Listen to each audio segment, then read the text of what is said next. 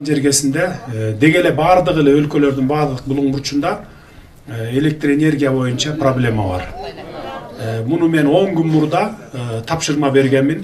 5-6 министрликти баягы адистерди топтоп, көз карандысы адистерди да топтоп, баягы өкмөттө иштегендер балким алдап койбосун деп, башка дагы ошол мындай жеке көз карандысыз адистерди электр энергия тармагынан тапшырма бергенмин. Баягы ограниченияны алып коюп, ошол баягы 1000 киловаттка чейин дегенди алып койсок кандай болот деп. Бул маселе боюнча мына мен кечээ буякка чыгаарда кайра чогултуп сурадым, баарын тактадык. Муну азыр эмес, мен сразу айтып коеюн, азыр эмес, мына бул кышта эмес, жаздан баштап алсак болот экен. Азыр деле алсак болот эле, бирок эл деген эл, мисалы мына ограниченияны алды дегенден кийин баягы экономить этип отурган эл көмүрдү таштап салып туруп, бардыгыңар электр энергияга өтүп кетет экенсиңер.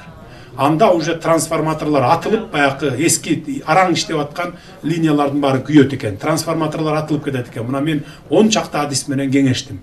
Ошондуктан муну эптеп ушул жаздан 30 жыл чыдадыңар, эми бир кыш чыдап койгула. Майга чейин Кудай буйрса чыдагыла, майдан кийин сөзсүз ограничениени алабыз. Эртең бирсү күнү барып кол коем, Кудай буйрса бардыгы даяр болуп калды. Могу кредит маселеси боюнча. Кредит маселеси боюнча мына 100 000 сомго чейин алган кредитниктердин 3 айлык процентин биз жардам беребиз деп атабыз. 3 айлык процент. 100 000ге чейинкилерди гана. Андан өйдө карай мамлекеттин күчү жетпейт экен. Болгон күч аракетибизди жумшадык. Эми баягы 100 000ге чейинкилер дегенди билесиздер өзүңүздөр, аябай начар турмушта жашагандар. 20 000 алган, 50 000 алган, 80-90 000 анан 100 000 алган дегендер. Бул маселени 10 чакты 15 күндөн бери иштеп атканбыз. Кечээ күнү уже окончательно отуруп чечиштик муну. Булактарын таптык. 1 миллиард 200 миллион сом кетет экен бюджеттен, мамлекеттен. Бирок ошол 600 канча миң үй бүлөгө баягы кредит алган 100 000ге чейинкилерге ошо 3 айлык жардам берет экенбиз.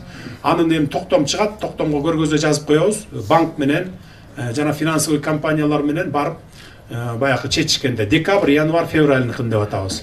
Баягы пандемия убагында жардам бере алган жок да мамлекет. Мына эми азыр ошону азыр колубуздан келишинче жардам берели деп атабыз. Ошонун булактарын таптык. Келген инвесторлорду кучак жайып тосуп алып туруш керек. Эгерде эки тараптуу кызыкчылык болсо, бардыгы камтылса, анан кубалабаш керек инвесторлорду. Алдын ала жанагындай бир пара сурабаш керек. Анан ошол бардык шарттарды түзүп берсең, мамлекеттин гана кызыкчылыгын көздөсөң, инвестор да качпайт, келет, көрүп атасыңар. Мурдай ар кайсы майда чүйдө чиновниктердин баары эле келген инвестордордун акча сурап, дойлага отуруп эле ушинте берчүкен, дойло сурап эле. Ошон үчүн көбү каршы чыккан. Анткени булар өзлөрү келип мына мага айтып берип атат мына. 200дөн ашык проекти болгон экен инвестициялык. Ошонун жарымы Казакстанга, жарымы Өзбекстанга өтүп кеткен экен. Анткени алар да жакшы шарт түзүп берет экен.